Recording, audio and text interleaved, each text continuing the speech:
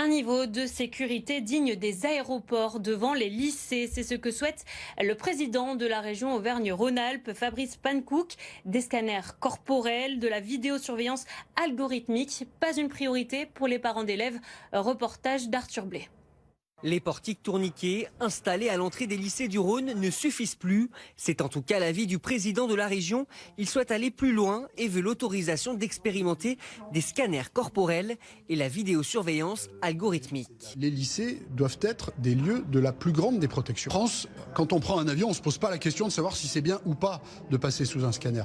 On passe tout simplement. Un matériel coûteux, compté plusieurs milliers d'euros par scanner et une efficacité qui ne semble pas convaincre. Ce proviseur du Beaujolais craint des embouteillages à l'entrée. Tout dispositif qui ralentit le flux est en soi une mise en danger. Dans ce collège en Haute-Marne, on se rappelle que l'agression a eu lieu sur la voie publique, c'est-à-dire sur le parvis devant le collège, en plus en présence de gendarmes. Et que ça n'est donc pas forcément le lieu approprié pour créer du sur-risque par rapport à l'entrée des élèves. Devant ce lycée lyonnais, pas de portique, mais un badge pour entrer dans l'établissement. À l'accueil, un personnel scrute les caméras installées à l'entrée. Un dispositif jugé nécessaire, mais suffisant par les parents d'élèves. J'estime qu'il doit y avoir un juste milieu.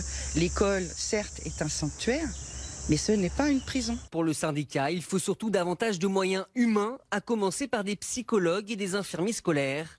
La volonté, faire de la prévention plutôt que de la répression.